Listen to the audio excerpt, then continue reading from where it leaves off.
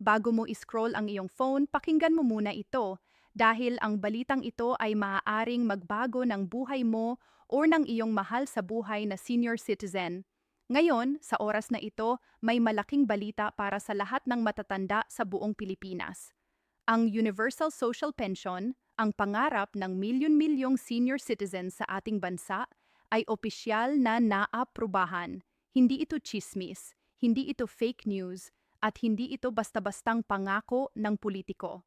Ito ay isang tunay na balita na kailangan mong malaman ngayon din.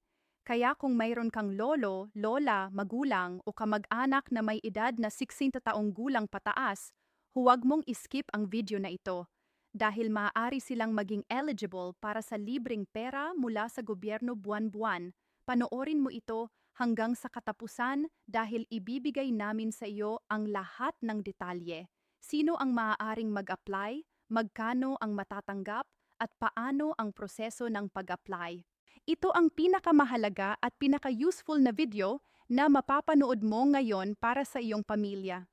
At bago pa tayo sumabak sa malalim na detalye ng balitang ito, kung ikaw ay bago sa aming channel, subscribe ka na ngayon at pindutin ang notification bell para lagi kang updated sa pinakabagong balita tungkol sa mga benepisyo, tulong, at programa ng gobyerno para sa ating mga senior citizens, pensyonado, at ordinaryong Pilipino. I-like mo rin ang video na ito dahil ang isang simpleng like mo ay napakalaking tulong para maabot ng aming mga balita ang mas maraming pamilyang nangangailangan ng ganitong impormasyon. Ginagawa namin ito para sa inyo, para walang Pilipino ang maiwan na hindi alam ang kanyang karapatan at benepisyo. Ngayon, pag-usapan natin ng maayos ang pinakamainit na balita sa buong bansa ngayon. Ang Universal Social Pension Program o tinatawag ding USP ay isang programa ng pamahalaan na nagbibigay ng regular na financial assistance sa mga kwalipikadong senior citizens sa Pilipinas. Ang layunin nito ay simple at malinaw. Tiyakin na ang bawat matanda sa ating bansa ay may matatanggap na tulong mula sa gobyerno para matugunan ang kanilang pangunahing pangangailangan sa araw-araw na pamumuhay. Ang programang ito ay nasa ilalim ng Republic Act 9994 or mas kilala bilang ang Expanded Senior Citizens Act of 2010 na nagbibigay ng karapatang legal sa ating mga matatanda para makatanggap ng social protection mula sa Estado. Pero narito ang nakakatuwa at nakakaaliw na parte ng balita. Ang universal sa pangalan ng programang ito ay hindi basta salita lamang. Ibig sabihin nito, mas maraming senior citizen ang maaaring maging eligible ngayon kaysa dati. Sa nakaraan, limitado ang bilang ng mga tatanggap dahil kailangan pang pumasa sa mahigpit na income at indigency test. Maraming matanda ang napag-iwanan. Hindi sila nakakakuha ng tulong kahit na talagang nangangailangan sila dahil sa masalimuot na proseso at mataas na rekisito. Ngunit sa bagong pagbabago at pag-apruba ng Universal Social Pension, mas marami na ngayon ang maaaring makinabang. At ito ang balita na gustong marinig ng bawat pamilyang may senior citizen sa kanilang tahanan. Kaya naman, simulan nating talakayin ng masinsinan. Sino ba talaga ang eligible para sa Universal Social Pension? Ito ang tanong na siguradong iniisip mo ngayon at ibibigay namin sa iyo ang pinakakumpleto at pinakatumpak na sagot. Una at pinakamahalaga, kailangan kang maging isang senior citizen. Ibig sabihin, 60 taong gulang ka na o higit pa. Ito ang pinakabatayang kondisyon na kailangang matugunan. Kung ikaw ay 60 na, o kung ang iyong lolo, lola, o magulang ay 60 na, o higit pa, patuloy na pakinggan ang video na ito dahil maaari silang maging karapat-dapat sa benepisyong ito. Pangalawa, kailangan kang maging isang Pilipinong mamamayan. Hindi ito para sa mga dayuhan o mga may dual citizenship na naninirahan sa ibang bansa. Kailangan kang Pilipino, naninirahan sa Pilipinas at may patunay ng iyong pagkamamamayan. Ang iyong birth certificate, Philippine passport o iba pang government-issued ID ay maaaring magsilbing patunay ng iyong pagkamamamayan. Pangatlo, at ito ang parte na maraming tao ang hindi pa alam, ang programa ay may tinatawag na income threshold. Para maging eligible, hindi ka dapat nakakatanggap ng anumang regular na pensyon mula sa ibang ahensya ng gobyerno tulad ng SSS, GSIS o PVAO. Kung nakakatanggap ka na ng pensyon mula sa mga organisasyong ito, maaaring may ibang proseso para sa iyo. Pero kung ikaw ay isang senior citizen na walang ibang pinagkukunan ng regular na kita o pensyon, ikaw ay isa sa mga pangunahing target ng Universal Social Pension Program na ito. Pang-apat, kailangan mong maging residente ng lugar kung saan ka nag-apply. Nangangahulugan ito na kailangan mong maging nakarehistrong residente ng iyong lungsod o munisipalidad. Ang iyong barangay certificate of residency o iyong voter's ID na nagpapakita ng iyong address ay makakatulong para mapatunayan ito. Hindi ka maaaring mag-apply sa isang lugar kung saan ka hindi nakatira dahil ang programa ay ipinapatupad sa pamamagitan ng lokal na pamahalaan at ng Department of Social Welfare and Development o DSWD. Ngayon naman, pag-usapan natin ang pinakasikat na tanong na ito. Magkano ba ang matatanggap ng bawat kwalipikadong senior citizen sa ilalim ng Universal Social Pension Program? Pakinggan mo ito ng mabuti dahil ito ang impormasyong pinakahinahangad ng lahat. Ayon sa kasalukuyang batas at sa pinakabagong mga ulat, ang bawat kwalipikadong senior citizen ay matatanggap ng hindi bababa sa 500 pesos, 500 piso, bawat buwan. Alam namin, para sa ilan, maaaring mukhang maliit ang halagang ito. Pero para sa isang matandang walang ibang kita, walang nagbibigay ng suporta, at nag-iisang nagsisikap na mabuhay sa araw-araw, ang 500 piso bawat buwan ay malaking bagay. Ito ang pagkakaibang maaaring mayroon sa pagitan ng maayos na pagkain araw-araw at pag-aayuno dahil sa kakulangan. Pero narito pa ang mas magandang balita. May mga lugar at sitwasyon kung saan ang halaga ay mas mataas pa.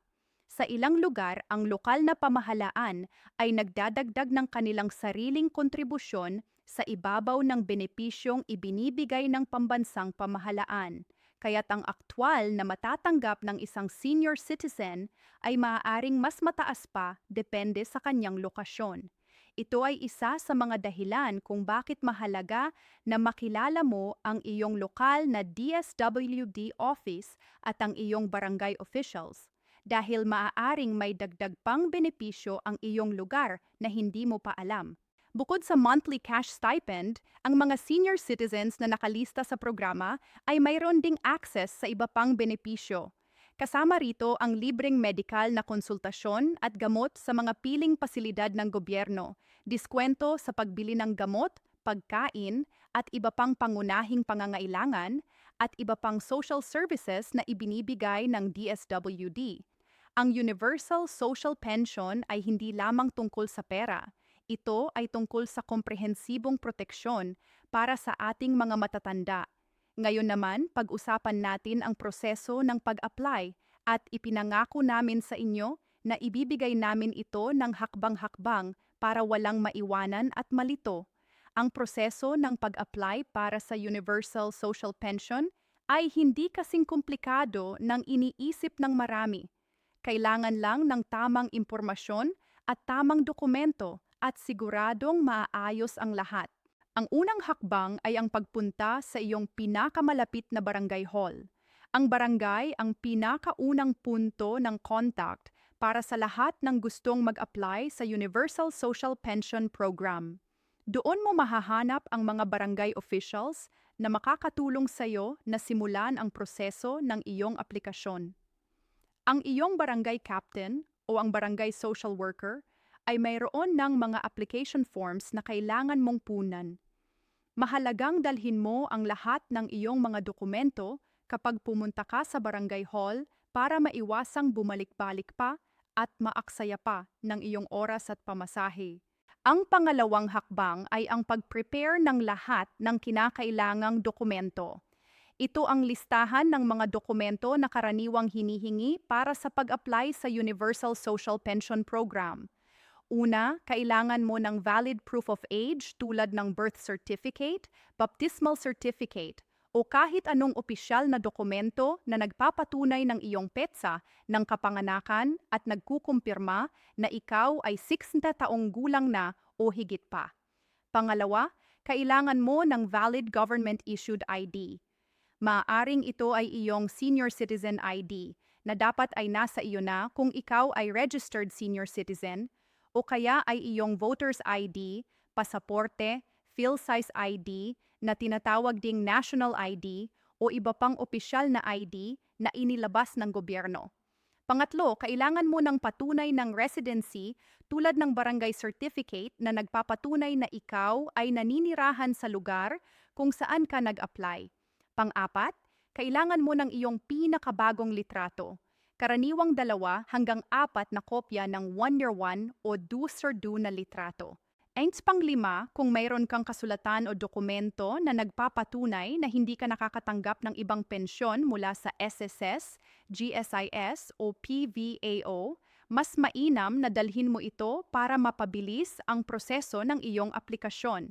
Ang ikatlong hakbang ay ang pagpuno ng application form. Kapag nasa barangay hall ka na at nasa iyo na ang mga dokumento, bibigyan ka ng application form na kailangan mong punan ng tama at kumpleto. Siguraduhing basahin ang bawat tanong ng maayos at sagutin ng tapat at tumpak. Kung hindi ka marunong bumasa o sumulat, huwag mag-atubiling humingi ng tulong sa barangay social worker o sa kahit sinong barangay official na naroroon. Ang mga opisyal na ito ay naandoon para tumulong sa inyo. Kaya huwag kang mahiyang lumapit at humingi ng tulong. Ang ika-4 na hakbang ay ang pagsusumite ng iyong kumpleto na application form kasama ang lahat ng kinakailangang dokumento. Kapag kumpleto na ang lahat, isusumite ang iyong aplikasyon sa barangay at sila naman ang magfo-forward nito sa munisipyo o lungsod. At pagkatapos ay sa DSWD para sa final na pagpoproseso at pag-apruba. Sa ilang lugar, ang prosesong ito ay maaaring tumagal ng ilang linggo hanggang ilang buwan, kaya't mahalaga na mag-apply ka ng maaga at huwag nang maghintay pa. Kung mayroon kang katanungan o gustong malaman ang status ng iyong aplikasyon, maaari kang bumalik sa barangay hall o makipag-ugnayan sa lokal na DSWD office sa inyong lugar. Ngayon, may gustong ipaalala kami sa inyo na napakahalaga at dapat na isaisip ng lahat. Maraming Pilipino ang hindi nakakakuha ng mga benepisyong ito hindi dahil hindi sila eligible, kundi dahil hindi sila alam na may ganitong programa o kaya ay hindi sila kumikilos para mag-apply. Ang impormasyong ito na iyong naririnig ngayon ay hindi dapat manatili sa iyo lamang. Kailangan mong ibahagi ito sa iyong mga mahal sa buhay, sa iyong mga kaibigan, sa iyong mga kapitbahay, lalo na sa mga matanda sa inyong komunidad na maaaring wala silang access sa internet o hindi nanonood ng mga ganitong video. Ikaw ang maaaring maging tulay ng pagbabago para sa isang matandang nangangailangan ng tulong sa inyong paligid. Dito naman natin pag-usapan ang isa pang napakahalagang aspeto ng Universal Social Pension, ang distribusyon ng cash stipend. Kapag naaprubahan na ang iyong aplikasyon, paano mo matatanggap ang iyong pera? Sa kasalukuyan, mayroong 2 pangunahing paraan ng distribusyon ng pera para sa mga benepisyaryo ng programa. Una, ang direktang pagbibigay ng cash sa pamamagitan ng mga itinakdang araw ng distribusyon na inaanunsyo ng DSWD at ng lokal na pamahalaan. Sa ganitong paraan, personal mong matatanggap ang iyong pera sa isang designated na lugar tulad ng barangay hall, munisipyo, o iba pang lugar na itinakda ng mga awtoridad. Pangalawa, sa ilang lugar at sa ilang senior citizens, ang pera ay direktang dinadala o ipinapadala sa kanilang tirahan, lalo na sa mga matandang may kapansanan o hindi na makakaalis ng kanilang bahay. Mahalaga rin na malaman natin ang tungkol sa isang bagong hakbang ng gobyerno na layuning mapabilis at mapaganda ang distribusyon ng benepisyo sa mga senior citizens. Ang pamahalaan ay nagtatrabaho patungo sa digitalization ng mga sistema ng pagbabayad para sa mga benepisyaryo ng social protection programs tulad ng Universal Social Pension. Ibig sabihin nito, Sa hinaharap, mas madali at mas mabilis ang paraan ng pagtanggap ng iyong benepisyo, posibleng sa pamamagitan ng e-wallet or ng iyong bank account. Kaya't kung ikaw ay may senior citizen ID at wala ka pang bank account o e-wallet, maaari itong maging isang magandang panahon para magsimulang mag-explore ng mga ganitong option. Pag-usapan rin natin ang tungkol sa mga karapatan at proteksyon ng ating mga senior citizens na hindi lamang limitado sa Universal Social Pension. Ayon sa batas ng ating bansa, ang mga senior citizens ay may karapatan sa daan-daang benepisyo at pribilehiyo na hindi lahat ay alam. Halimbawa, ang bawat senior citizen ay may karapatang magkaroon ng 20% na diskwento sa lahat ng pagtransaksyon sa mga establishment, mula sa pagkain, gamot, transportasyon, hanggang sa mga libangan at entertainment. Bukod dito, ang mga senior citizen ay exempt din sa Value-Added Tax o VAT sa kanilang mga pagbibili ng pangunahing pangangailangan. Ito ay malaking savings na maaaring makamit ng bawat matanda kung alam nila ang kanilang mga karapatan. Napakaraming senior citizen sa ating bansa ang hindi nag-e-enjoy ng mga pribilehiyong ito dahil hindi nila alam na may ganitong mga karapatan sila o kaya ay nahihiya silang gamitin ang mga ito. Pero gusto naming sabihin sa lahat ng ating mga senior citizens at sa kanilang mga pamilya, huwag kayong mahiya na gamitin ang inyong mga karapatan. Pinagsikapan ninyo ang matagal na buhay na ito, nagbayad kayo ng buwis, nag-ambag kayo sa lipunan, kaya't karapat-dapat kayong matamasa ang mga benepisyong ito. Hindi ito charity. Ito ay inyong karapatan bilang mga mamamayan ng ating bansa. Ngayon, mayroon din kaming importanteng mensahe para sa mga anak at mga kamag-anak ng mga senior citizens na nanonood ng video na ito. Ang pag-aalaga sa ating mga matatanda ay responsibilidad ng lahat, hindi lamang ng gobyerno. Pero ang tulong na ibinibigay ng gobyerno sa pamamagitan ng Universal Social Pension at iba pang programa ay napakahalaga para mabawasan ang pasanin sa mga pamilya. Kung ang inyong lolo o lola o ang inyong magulang ay hindi pa naka-apply sa Universal Social Pension, kumilos na kayo ngayon. Samahan ninyo sila sa barangay hall, tulungan ninyo silang ihanda ang mga dokumento at siguraduhing matanggap nila ang benepisyong karapatan nila. Maraming beses, ang mga matanda mismo ay hindi na makakaros sa barangay o sa munisipyo para mag-apply. Sila ay nangangailangan ng tulong ng kanilang mga anak, apo, o mga kapitbahay para matiyak na makukuha nila ang benepisyong para sa kanila. Kung ikaw ay isang anak o apo ng isang senior citizen, ang pinakamahalagang bagay na maaari mong gawin para sa kanila ngayon ay tulungan silang ma-apply sa programang ito. Ang kalayaan at seguridad na mararamdaman ng isang matandang may sariling kita kahit maliit ay napakahalaga para sa kanilang dignidad, kalusugan at kaligayahan. Pag-usapan rin natin ang tungkol sa OSCA, ang Office for Senior Citizens Affairs, na mayroon sa bawat lungsod at munisipalidad sa buong bansa. Ang OSCA ay ang pangunahing ahensya ng lokal na pamahalaan na responsable sa pag-aasikaso ng lahat ng programa at benepisyo para sa mga senior citizens. Kung mayroon kang katanungan tungkol sa Universal Social Pension or sa anumang benepisyo para sa senior citizens, ang OSCA sa inyong lugar ay dapat na iyong unang puntahan. Ang mga opisyal ng OSCA ay may sapat na kaalaman at kapasidad para sagutin ang iyong mga katanungan at gabayan ka sa proseso ng pag-apply. Bukod sa OSCA, maaari ka ring makipag-ugnayan sa lokal na tanggapan ng DSWD, ang Department of Social Welfare and Development, na siyang nangangasiwa sa pambansang implementasyon ng Universal Social Pension Program. Ang DSWD ay may mga opisina sa bawat rehiyon at lalawigan ng bansa at mayroon din silang libreng hotline na maaari mong tawagan kung mayroon kang mga katanungan o alalahanin tungkol sa programa. Napakahalaga ring banggitin na ang Universal Social Pension Program ay isa lamang sa maraming programang isinasagawa ng pamahalaan para sa kapakanan ng ating mga senior citizens. Kasama rin dito ang Social Pension for Indigent Senior Citizens, ang programa ng PhilHealth para sa libre o murang medikal na serbisyo, at iba pang programa ng iba't ibang ahensya ng gobyerno. Ang tunay na layunin ng lahat ng programang ito ay lumikha ng isang lipunan kung saan ang bawat matanda ay may dignidad, seguridad at kaginhawahan sa kanilang katandaan. Isang lipunan kung saan ang pagtanda ay hindi dapat katakutan, kundi yakapin ng may pag-asa at kaginhawahan.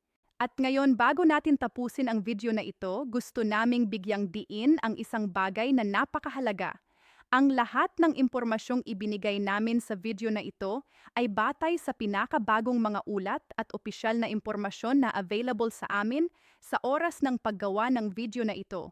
Gayunpaman, ang mga detalye ng programa tulad ng eksaktong halaga ng benepisyo, ang mga kinakailangang dokumento, at ang proseso ng pag-apply ay maaaring magbago depende sa bagong pulisya o karagdagang anunsyo ng gobyerno. Kaya't palagi naming inirerekomenda na makipag-ugnayan sa inyong lokal na DSWD office, OSCA, o barangay hall para sa pinakatumpak at pinaka-updated na impormasyon na applicable sa inyong lugar at sitwasyon. Huwag hayaang ang kawalan ng impormasyon ang pumigil sa iyo o sa iyong pamilya na makuha ang benepisyong para sa inyo. Kumilos ngayon, i-share ang video na ito at tiyaking maaabot ang bawat senior citizen sa iyong komunidad ang mahahalagang balitang ito. Ang isang simpleng pagbabahagi ng video na ito ay maaaring magbago ng buhay ng isang matandang nangangailangan ng tulong. Isipin mo, kung ikaw ay mag-share nito sa iyong Facebook, sa iyong group chats, at sa iyong mga kaibigan at pamilya, maaari mong matulungan ang mga taong hindi mo pa nakilala na makuha ang benepisyong karapatan nila. Bago ka umalis, huwag kalimutang mag-iwan ng komento sa ibaba. Gusto naming marinig ang iyong mga tanong, ang iyong mga karanasan, o ang iyong mga kwento tungkol sa mga senior citizens sa iyong pamilya. Kung mayroon kang katanungan tungkol sa proseso ng pag-apply, sa mga dokumento, o sa anumang detalye ng Universal Social Pension Program na hindi namin nasagot sa video na ito, isulat mo ito sa comment section at susubukan naming sagutin ang bawat isa sa inyong mga tanong sa susunod naming video. Ang inyong mga komento ay napakahalaga para sa amin dahil sa pamamagitan nito, alam namin kung anong impormasyon ang pinakakinakailangan ng aming mga manonood. At kung mayroon kang kakilalang senior citizen na maaaring makinabang sa impormasyong ito, i-share mo na ang video na ito ngayon din. Baka ikaw ang dahilan kung bakit makukuha nila ang tulong na matagal na nilang kailangan. Maraming salamat sa inyong oras at patuloy na pakikinig. Hanggang sa susunod na breaking news, ingatan ninyo ang inyong mga sarili at ang inyong mga mahal sa buhay.